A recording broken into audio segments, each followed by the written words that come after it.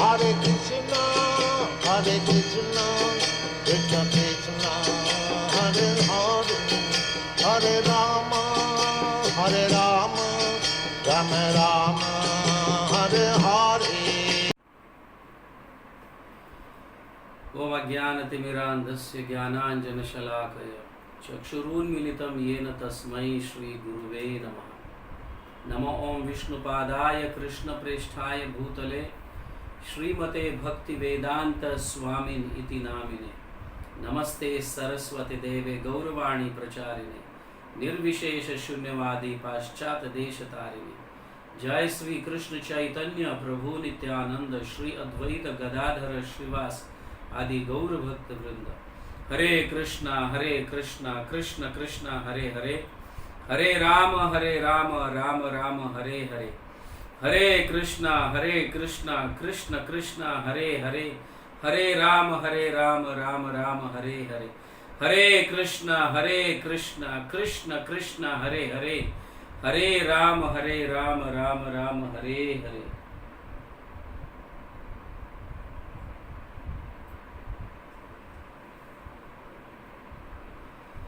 हरे कृष्णा। सभी भक्तों का गौर भक्त वृंद दर्शन क्लास में स्वागत है। और ये कंटिन्यूटी क्लास है, कंटिन्यूटी। जो लास्ट टाइम हमने श्रील भक्ति विनोद ठाकुर के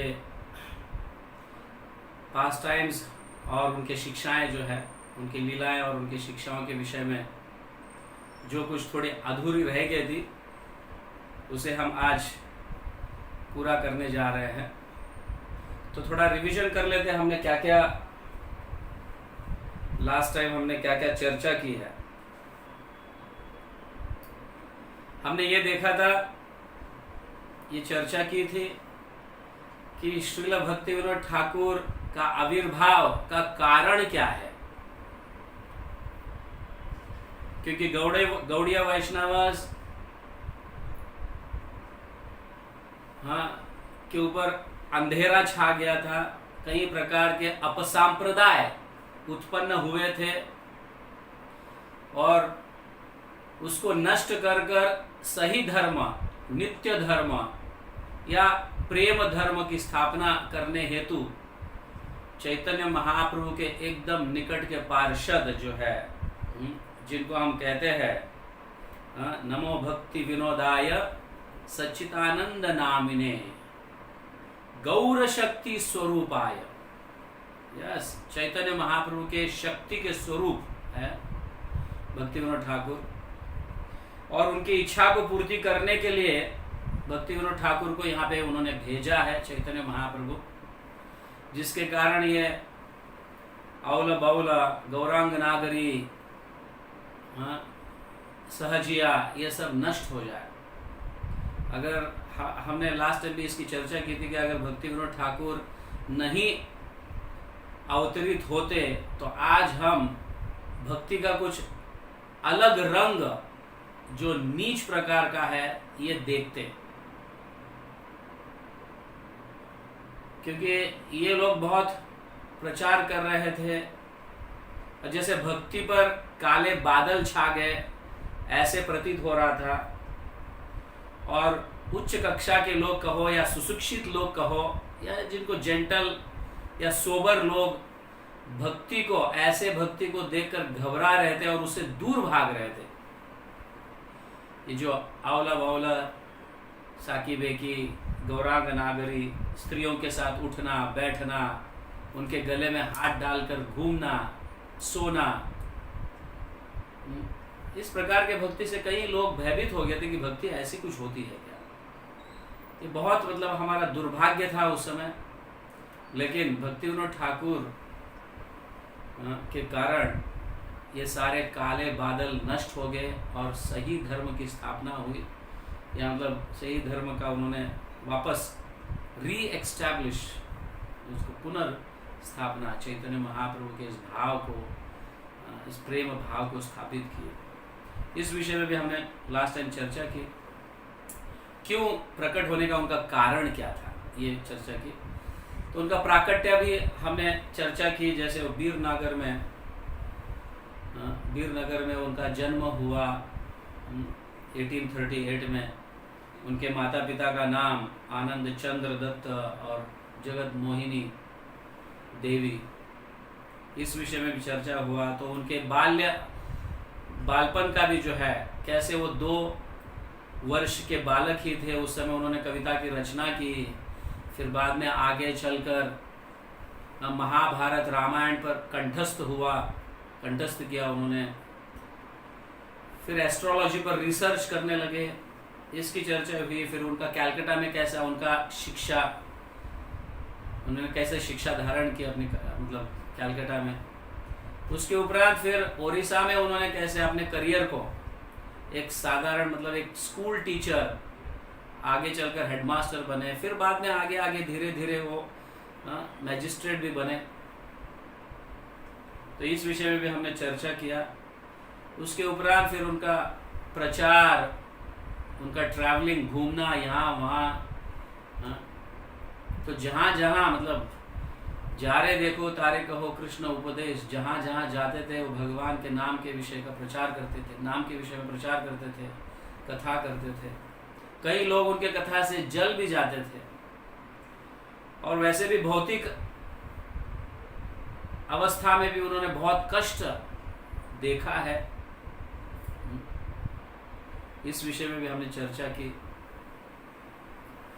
फिर ये भी हमने चर्चा की कि कैसे उन्होंने दीक्षा ली, समझ गए, दोनों पति पत्नी दीक्षा लिए। फिर उसके उपरांत फिर चैतन्य महाप्रभु का जो 400वां आविर्भाव महोत्सव चल रहा था, 400th anniversary of appearance of lord Chaitanya, तो उस समय उनको भक्ति विनोद ये टाइटल मिला। फिर उसके उपरांत वो श्रील सच्चिदानंद भक्ति विनोद ठाकुर के नाम से जाने लगे। उसके पहले उनका नाम केदारनाथ था। ये सारे हमने चर्चा की, कैसे वो श्रीमद् भागवतम और चैतन्य चरितामृत को ढूंढ के निकाला जो कृष्णदास कविराज का है। ये सारी चीज हमने चर्चा की। तो आज हम जो चर्चा करने जा रहे हैं,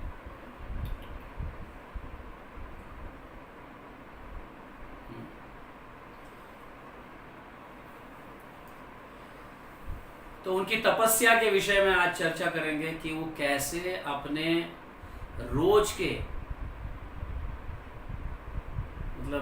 रोज का समय, वो हर समय उनका दैनिक दिनचर्या कैसी थी, कैसे वो अपने आप को व्यस्त रखते थे।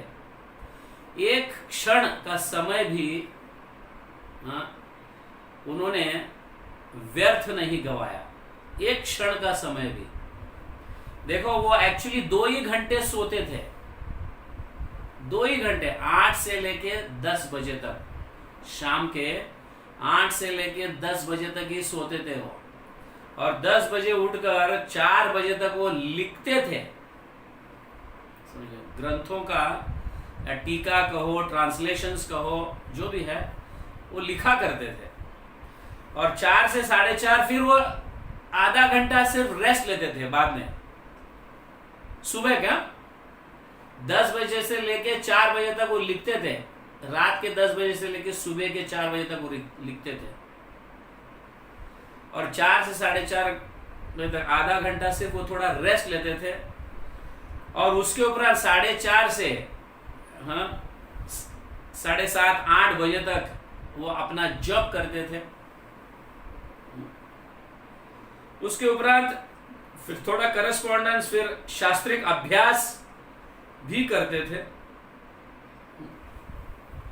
फिर थोड़ा सा फिर वापस थोड़ा ब्रेकफास्ट वगैरह करके फिर अपने ड्यूटी 10 बजे से लेके 1 बजे तक कोर्ट में ड्यूटी, कोर्ट में जज थे वो, तो ड्यूटी करते थे। फिर वापस 1 बजे से 2 बजे तक वो घर आकर थोड़ा प्रसाद विषाद खा के फिर वापस ड्यूटी के लिए जाते थे, कोर्ट जाते थे। और 5 बजे से लेकर 7 बजे तक वो वापस लिखते थे, ट्रांसलेशन करते थे, समझ गए ना, संस्कृत से बंगाली में ट्रांसलेशन करते थे। तो फिर वापस 7 से 8 बजे वापस वो थोड़ा रेस्ट लेके स्नान करके थोड़ा फ्रेश अपने सारा फैमिली को थोड़ा समय देके फिर वापस 8 बजे सोकर फिर 10 बजे उठते थे। ये उनका रोज का। इस तरह से आप देख सकते हो कि कितना समय वो सोते थे और कितना समय भक्ति में डालते थे। आप 2 घंटा सोना और वापस सुबह प्रातः काल में एक आधा घंटा रेस्ट और दोपहर को एक आधा घंटा रेस्ट, मतलब टोटल 3 ही घंटा वो अपने शरीर के लिए और बाकी सारा समय जो है भगवान का स्मरण कहो, उनकी सेवा में लगा देते। इनसे हम ये सीख सकते हैं कि समय कितना मूल्यवान है, समय की कैसे बर्बादी नहीं करनी चाहिए, कैसा उसका सदुपयोग करना चाहिए। ऑफ कोर्स हम सिर्फ 3 घंटा सो नहीं सकते, बट जितना भी हमारा जो समय सोने के उपरांत फिर अपना कामकाज खत्म होने के बाद कम से कम बचा हुआ वो समय तो हम भक्ति में लगा सकते हैं। ये हमें सीखना चाहिए कि कितना स्ट्रिक्ट और कितना तपस्या ये। आज की तारीख में संभव नहीं है ऐसा करना, लेकिन भक्ति विनोद ठाकुर गृहस्थी होते हुए भी ये करते थे। भक्ति विनोद ठाकुर गृहस्थी होते हुए भी ये करते थे। बहाना उन्होंने नहीं निकाला कि मैं गृहस्थी हूं, मैं ये नहीं कर पाऊंगा, वो नहीं कर पाऊंगा, ऐसे उन्होंने बहाना नहीं निकाला। ऑफ कोर्स वो गौर शक्ति थे, चैतन्य महाप्रभु की शक्ति के स्वरूप थे, बट हमें ये सीख लेना चाहिए इनसे कि समय तो कम से कम हम बर्बाद ना करें, अपना सदुपयोग समय का करें। तो हमारे श्रीनिवास आचार्य षड्गोस्वामियों के विषय में ऐसे लिखते थे, नाना शास्त्र विचारणिक निपुणो सद्धर्म संस्थापकौ लोकानां हितकारिणौ त्रिभुवने मान्यौ शरण्याकरौ। नाना शास्त्र विचारणकै निपुणौ सद्धर्म संस्थापकौ लोकानां हितकारिणौ त्रिभुवने मान्यौ शरण्याकरौ। ये श्रीनिवास आचार्य षड्गोस्वामी के विषय में लिखते थे कि कैसे षड्गोस्वामी, रूप गोस्वामी, सनातन गोस्वामी, रघुनाथ दास गोस्वामी, गोपाल भट्ट गोस्वामी, रघुनाथ भट्ट गोस्वामी और जीव गोस्वामी लोकानां हितकारिणौ, लोगों के हित के लिए संस्थापकों, सद्धर्म संस्थापकों, उन्होंने भी ग्रंथों की रचना की और सद्धर्म की स्थापना की। ग्रंथों के रचना के माध्यम से सद्धर्म के, लोगों के हित के लिए, अपने लिए नहीं, लोगों के हित के लिए उन्होंने सद्धर्म की स्थापना की। और हितकारिणौ त्रिभुवन, सिर्फ इस पृथ्वी लोक के लिए नहीं, लेकिन त्रिभुवन मतलब जितने भी लोग हैं उन लोगों के हित के लिए, उन जीवात्माओं के हित के लिए। It is not, that means it is not only for human being, it's for demigods also. देवताओं के हित के लिए भी उन्होंने ये कार्य किया। आप सोच सकते हैं कि कैसे महान गुरु, महान आचार्य रहे होंगे षड्गोस्वामी। श्रीनिवास आचार्य इस तरह से लिखते हैं, लोकानां हितकारिणौ त्रिभुवने मान्यौ शरण्याकरौ। ऑफ कोर्स राधा कृष्ण के प्रेम के सेवा में सदैव मग्न रहते थे। ऐसे लोगों के शरण में जाना यह हमारा सद्भाग्य ही समझना चाहिए। देवता लोग भी इसको अपना सद्भाग्य समझते हैं अगर वो भक्ति विनोद ठाकुर या ऐसे षड्गोस्वामी के शरण में जाते हैं तो। ऐसे हमारे श्रीनिवास आचार्य लिखते हैं। तो उसी तरह से जैसे षड्गोस्वामी लोगों के हित के लिए इन सारे ग्रंथों की रचना की और प्रचार में अपना जीवन दांव पे लगा दिया प्रचार के लिए, वैसे ही श्रील भक्ति विनोद ठाकुर भी अपना जीवन दांव पे लगाया लोगों के हित के लिए। उन्होंने भी बहुत ग्रंथों की रचना की, करीबन 100 से ज्यादा ग्रंथों की रचना उन्होंने भी की है, जिसका हम देख लेते आगे। और खूब प्रचार किया। कई अपसंप्रदायों के काले बादल को उन्होंने नष्ट कर दिया अपने ग्रंथों के माध्यम से, अपने प्रचार के माध्यम से। तो श्रील सच्चिदानंद भक्ति विनोद ठाकुर भी जो है वो सप्तम गोस्वामी है। षड गोस्वामी के बाद इनका नाम आता है सप्त गोस्वामी, सेवेंथ गोस्वामी श्रील भक्ति विनोद ठाकुर। सचमुच देखा जाए, हाँ, इनका ऋण तो हम कभी भी नहीं चुका पाएंगे, कभी नहीं। स्पेशली गौड़ीय वैष्णवस जो है ऋण कभी नहीं चुका पाएंगे इस तरह से। तो इनके जीवन में एक ऐसी घटना घटी, एक योग सिद्धि थे, योगी थे, एक अपने आप को महाविष्णु के अवतार समझते थे। ये उड़ीसा में जब भक्ति विनोद ठाकुर थे उस समय, करीबन 1871 की बात है ये।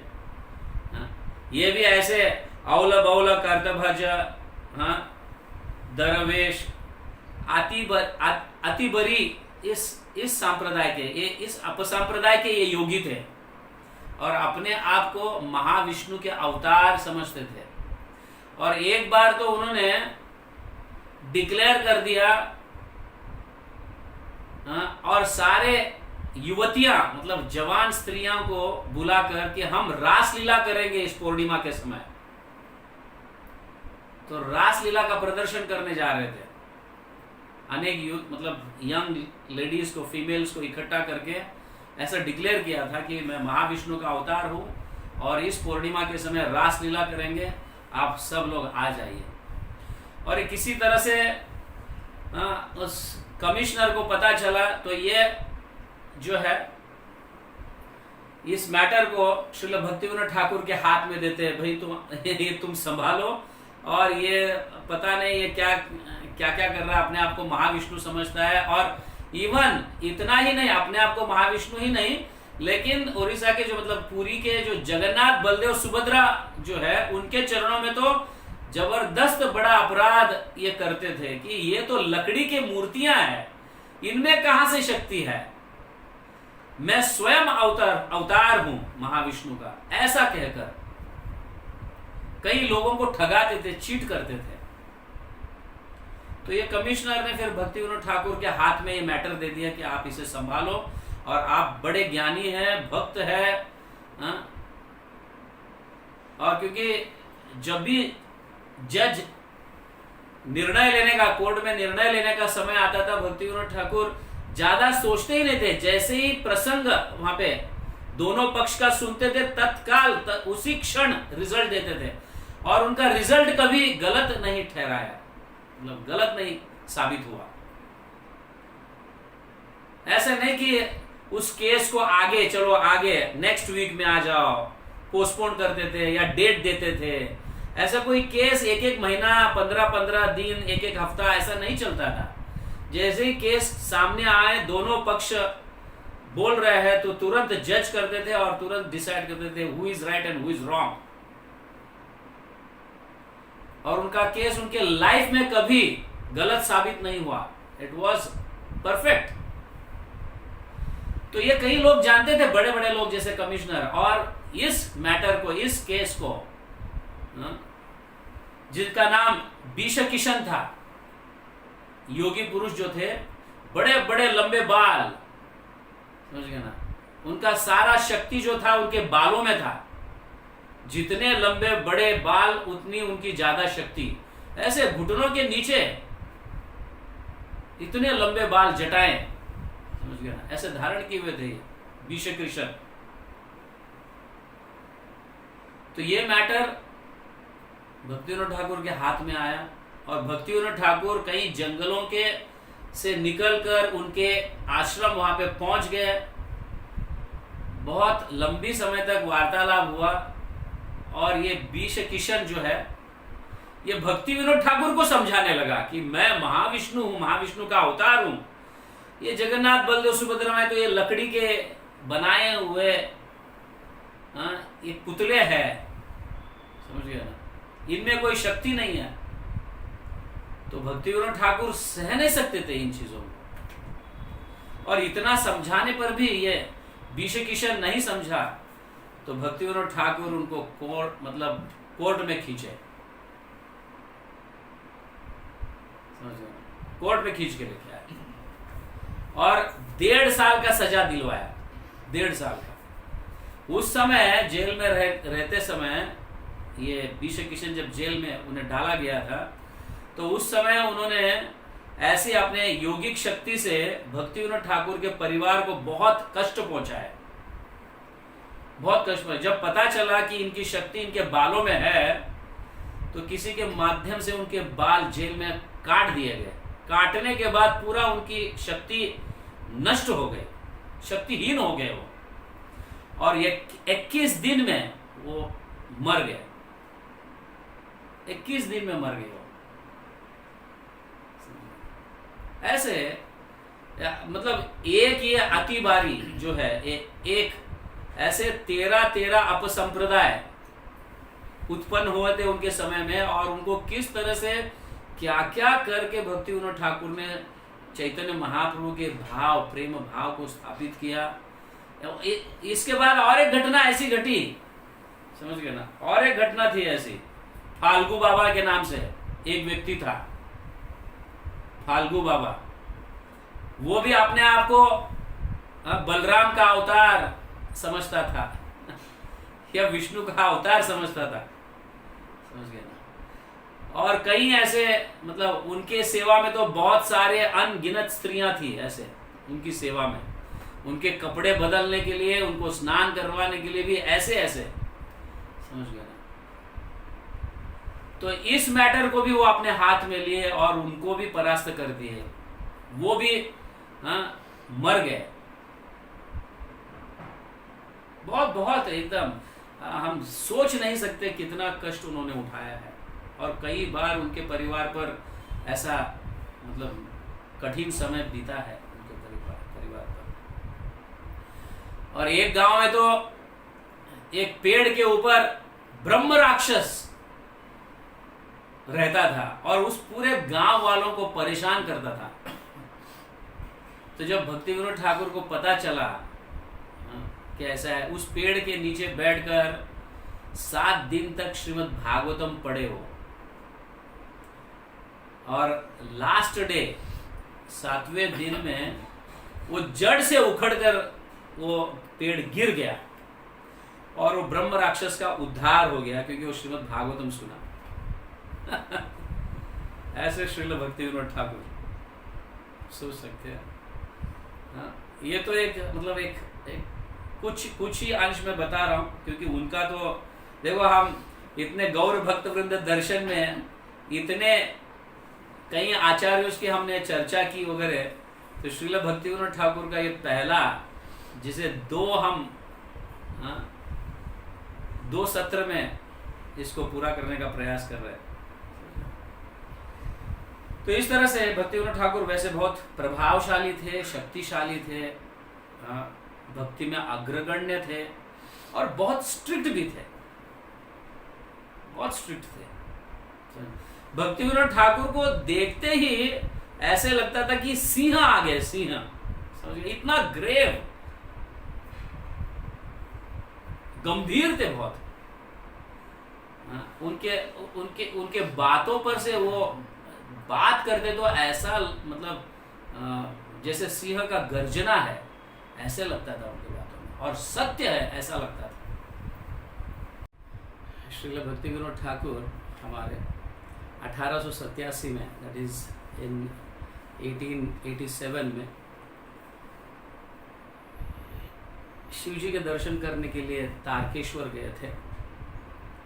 तो वैसे तो उनकी इच्छा वृंदावन जाने की थी, लेकिन जब दर्शन किया उन्होंने, तो उसी रात सपने में कुछ भक्त लोग कहते हैं कि शिव जी ने आके कहा, तो कुछ हमारे गौड़ीय वैष्णव कहते हैं कि गौरांग महाप्रभु आके कहे कि आप वृंदावन जाना चाहते हो तो वृंदावन जाने की आवश्यकता नहीं, नवद्वीप धाम में रहो और बहुत सारा कार्य है, बहुत सारा सेवा है, ऐसे उन्होंने कहा। तो भक्तिविनोद ठाकुर वृंदावन नहीं गए उसके उपरांत, तो चैतन्य महाप्रभु की आज्ञा समझकर वो उधर ही रहे नवद्वीप धाम में। तो एक बार कुछ समय के बाद श्रील भक्तिविनोद ठाकुर कृष्णनगर गए, तो हर हमेशा जाते आते रहते थे और उनका जॉब भी ट्रांसफ़र हुआ कृष्णनगर में। तो जब कुलिया ग्राम विजिट कर रहे थे नवद्वीप में, तो रानीर धर्मशाला के छत पर कुछ 10:30 बज गए थे रात को। उस समय उन्होंने गंगा के उस पार बहुत बड़ा बिल्डिंग चमकते हुए देखा। उन्होंने बहुत बड़ा बिल्डिंग, एक अद्भुत दृश्य उन्होंने देखा। तो उनके जो एक पुत्र थे कमल प्रसाद बोल के, तो उनको कहा क्या तुम कुछ देख रहे हो वहाँ पे, ऐसा उन्होंने कहा। तो कमल प्रसाद जो उनके पुत्र थे उन्होंने भी कहा हाँ मैं भी देख पा रहा हूँ ये। तो जब जाके उस गंगा के उस पार दूसरे दिन जाकर उन्होंने किसी इंक्वायरी की कुछ लोगों से, तो वहाँ के कुछ रेसिडेंशियल एरियाज़ के लोग कहने लगे कि यहाँ पे चैतन्य महाप्रभु का आविर्भाव स्थान है, ऐसा वहाँ के कुछ गांव के बल्लाल दिघी गांव के लोग ऐसे कहा वहाँ पे। तो चैतन्य महाप्रभु अपने पुराने कुछ ग्रंथों को लेकर और मैप्स मतलब नक्काशा जो है पुराने नक्काशाओं को देखकर ऐसे रिसर्च करने लगे। और कुछ समय बीत गया तो चैतन्य महाप्रभु अपने घर पे भक्ति भवन में मतलब प्रचार करते थे वहाँ पे भी, और कृष्णनगर में भी आते थे।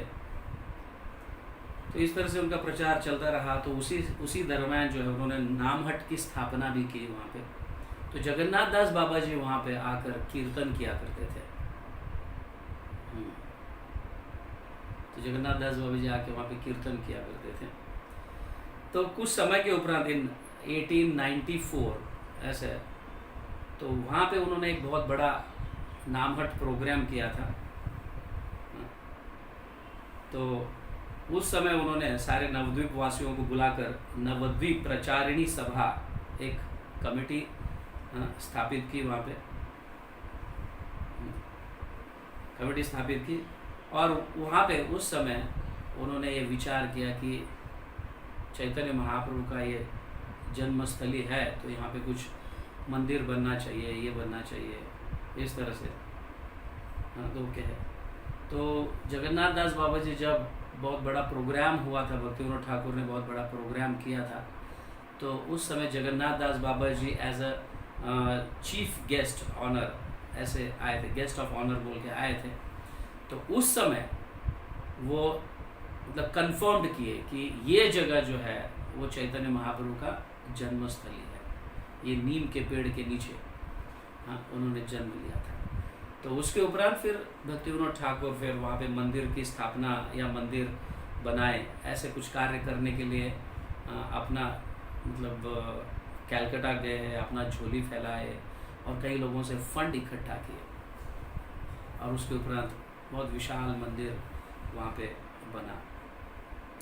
तो श्रील भक्तिविनोद ठाकुर 1894 जब वो 56 मतलब 56 साल के थे, तो अपने गवर्नमेंट सर्विस को त्याग दिया, मैजिस्ट्रेट डिस्ट्रिक्ट मैजिस्ट्रेट इस सर्विस को त्याग दिया। और ख़ास करके उन्होंने हरिनाम पर ज़्यादा जोर दिया और हरिनाम करते रहे। 1908 में उन्होंने अपने गृहस्थ आश्रम को त्याग कर बाबा जी वेश धारण किए और हरिनाम में मग्न रहे। तो जब उनकी उम्र कुछ 76 साल 76 ईयर्स के थे, दैट इज़ इन 1914, उस समय उन्होंने अपने शरीर को, अपने देह को त्यागा, और उसी दिन जो है गदाधर पंडित का भी तिरुभाव था। गदाधर पंडित के तिरुभाव के दिन वो अपने शरीर को त्यागे। तो श्रील भक्तिविनोद ठाकुर करीबन देखा जाए तो 100 से भी ज़्यादा ग्रंथों की रचना की। 100 से भी ज़्यादा ग्रंथों की उन्होंने रचना की, जैसे जैव धर्म है, भजन रहस्य है, हरिनाम चिंतामणि है, शरणागति, गीतमाला, गीतावली, कल्याण कल्पतरु। ये शरणागति, कल्याण कल्पतरु, गीतमाला और गीतावली, ये जो है ये इतने सुंदर काव्य संग्रह है, काव्य ग्रंथ है कि जैसे इनको पढ़ने के उपरांत आपको वेद शास्त्रों को पढ़ने की आवश्यकता ही नहीं है, क्योंकि वेद शास्त्रों का पूरा सार इन काव्य ग्रंथों में किया गया। एंड स्पेशली शरणागति जो है इतनी सुंदर एक काव्य रचना है। करीबन 47 से लेके 50 भजन उन्होंने इस शरणागति में लिखे हैं। 47 से 50 भजन है, उसका संगठन किया हुआ है एक ही ग्रंथ में, और इतना स्टेप वाइज बहुत सुंदर रूप से उन्होंने शरणागति के 6 अंगों को प्रस्तुत किया है। दैन्य, आत्मनिवेदन, गोप्तृत्व वर्ण जो है, जिसको मतलब भगवान अकेले ही पालनहार है, ऐसे अवश्य रक्षिवे कृष्ण, ये विश्वास पालन, मतलब कृष्ण ही हमारे रक्षा करते हैं। ये मतलब दैन्य, आत्मनिवेदन, गोप्तृत्व वर्ण, अवश्य रक्षिवे कृष्ण, ये विश्वास पालन, और भक्ति अनुकूल कार्य को स्वीकार करना या भक्ति अनुकूल कार्य के प्रति लालायित रहना, ये, और भक्ति प्रतिकूल भाव वर्जन, भक्ति प्रतिकूल भाव से दूर रहना। ये 6 अंग जो है, यहाँ पे भक्ति प्रतिकूल भाव कहा गया, भक्ति प्रतिकूल कार्य नहीं कहा गया। कार्य तो दूर की बात, हमारे मन में भी ऐसे भाव नहीं होना चाहिए, जैसे वैष्णव निंदा कहो, नामापराध कहो, ये भक्ति प्रतिकूल भाव है।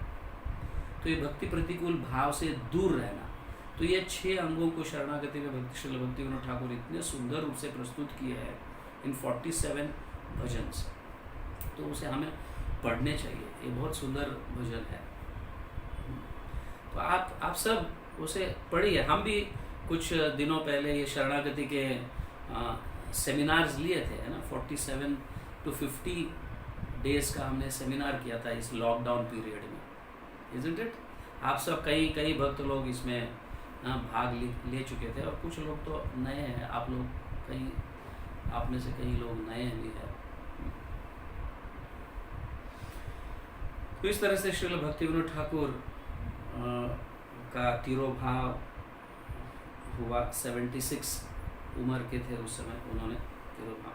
तो ऐसा कहा जाता है कि श्री गदाधर पंडित जो गौर गदाधर, उनके जो अर्च विग्रह है, प्राण है, जैसे हम कहते हैं कि श्रील प्रभुपाद प्राण धन है, गाते हैं राधा गोविंद राधा गोविंद राधा गोविंद। तो उसी तरह से श्रील भक्तिविनोद ठाकुर के प्राण धन गौर गदाधर है।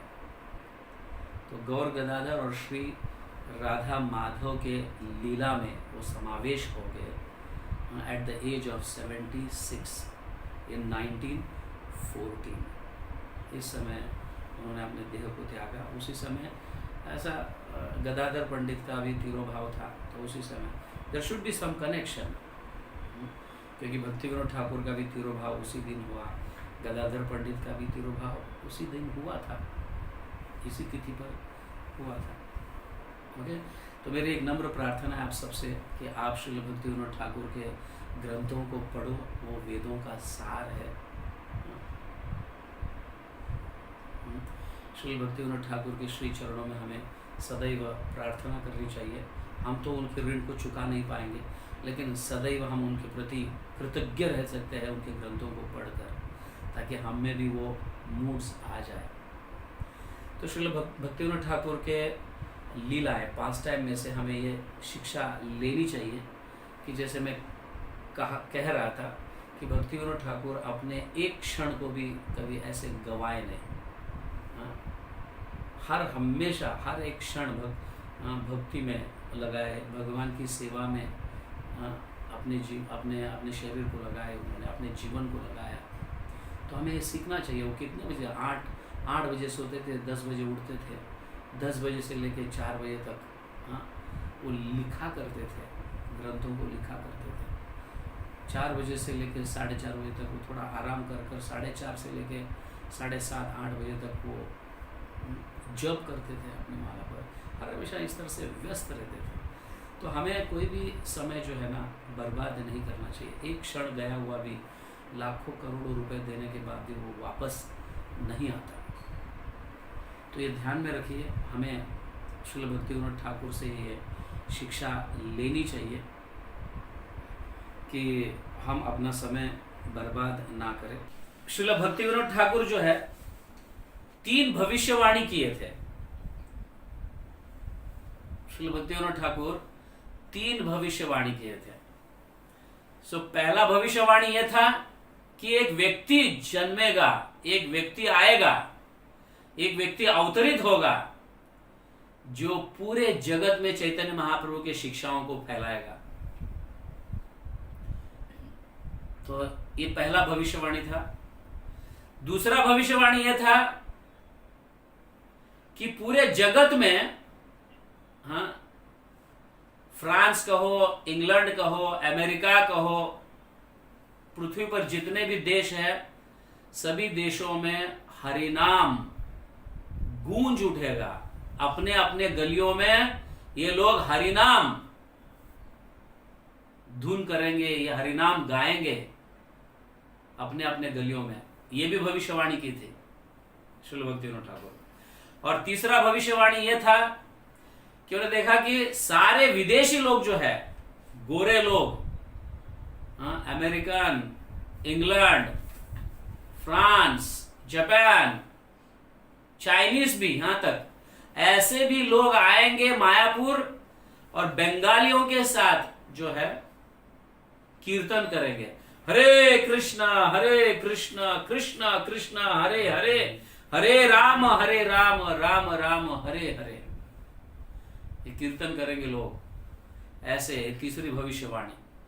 और ये तीनों भविष्यवाणी का श्रेय जो जाता है ये हमारे संस्थापक आचार्य श्रील प्रभुपाद को जाता है। तीनों भविष्यवाणियों का श्रेय जो है श्रील प्रभुपाद को जाता है, क्योंकि वही वो व्यक्ति है जिनको भक्ति विनोद ठाकुर ने कहा है, एक व्यक्ति आएगा, अवतरित होगा और पूरे जगत में चैतन्य महाप्रभु के शिक्षाओं का प्रचार करेगा। और श्रील प्रभुपाद एक ही है। श्रील प्रभुपाद के पहले भी 1-2 व्यक्ति गए थे, लेकिन इतना सफल नहीं हुआ, समझ गया ना, जितना प्रभुपाद को हुआ। इतना सफल नहीं हुआ कह भी नहीं सकते, इट इज एक्चुअली निल, समझ गया ना। 10 वर्ष तक रहकर भी या कुछ कई वर्ष तक रहकर भी एक भक्त बनाए थे ऐसे कुछ, लेकिन प्रभुपाद 10 वर्ष में कई मंदिरों की स्थापना की, कई ग्रंथों की रचना की, कई भक्त तो बनाए और कई भक्तों को शिक्षा भी दी, समझ गया ना। ये पहले भविष्यवाणी का मतलब भक्ति विनोद ठाकुर के पहले भविष्यवाणी का श्रील प्रभुपाद। और जो दूसरे भविष्यवाणी जो है, ऑफ कोर्स प्रभुपाद के कारण ही पूरे दुनिया में हरिनाम संकीर्तन फैल रहा है ना, हर जगह हरिनाम संकीर्तन गाया जा रहा है, हरे कृष्ण महामंत्र गाया जा रहा है। और तीसरा भविष्यवाणी जो है, जो जब 90 साल के बाद जब ये भविष्यवाणी की थी, उसके 90 साल के बाद प्रभुपाद ने मायापुर में चंद्रोदय मंदिर की स्थापना की, समझ गया ना, चंद्रोदय मंदिर की स्थापना की। भक्ति विनोद ठाकुर जब भविष्यवाणी किए थे उसके 90 साल के बाद, एग्जैक्टली 90 या 100 कहो, एग्जैक्टली उस समय चंद्रोदय मंदिर की स्थापना हुई वहां पे नवद्वीप में, मायापुर में। और एक बात ये कहनी थी कि जब श्रील भक्ति Vinod Thakur Shri Chaitanya Mahaprabhu his life and प्रिसेप्ट्स, ये जो छोटा सा ग्रंथ लिखा था और उसको पाश्चात्य देश में, विदेश में भेजा गया था। जैसे लंदन के रॉयल एशियाटिक सोसाइटी में, कनाडा के मैकगिल यूनिवर्सिटी में, कनाडा के उसके लाइब्रेरी में, और कई जगह ऐसे नामांकित जो लाइब्रेरीज है वहाँ पे श्रील भक्तिविनोद ठाकुर इस ग्रंथ को भेजे थे। कौन से साल? उस साल जब Srila Prabhupada, this is in उसी साल, प्रभुपाद कहते हैं कि उसी साल मेरा जन्म हुआ था। 1896 की बात है ये। उसी साल जिस साल श्रील भक्तिविनोद ठाकुर इस ग्रंथ को विदेश, ओवरसीज भेजे थे, विदेश भेजे थे इस ग्रंथ को लाइब्रेरीज में और इन सब जगह, तो उसी साल प्रभुपाद का भी जन्म हुआ था। प्रभुपाद का भी that also should be some connection. तो प्रभुपाद का 1896 में आविर्भाव होना, उनका जन्म होना और उसी साल इस ग्रंथ को वहाँ पे भेजना। तो प्रभुपाद कहते हैं कि चैतन्य महाप्रभु की कृपा से, श्रील भक्तिविनोद ठाकुर की कृपा से और मेरे गुरु श्रील भक्ति सिद्धांत सरस्वती ठाकुर की कृपा से मैं ये इतना बड़ा कार्य, विदेश में जाकर इतना बड़ा कार्य कर पाया, प्रचार कर पाया, ये उन्हीं की कृपा से। तो प्रभुपाद जैसे वैष्णव जो है वो क्रेडिट नहीं लेते कि मैंने किया, लेकिन मेरे गुरुजन महाप्रभु ऐसे इन भक्तों की कृपा से ये मैं कर पाया, ऐसे श्रील प्रभुपाद कहते हैं। हरे कृष्णा।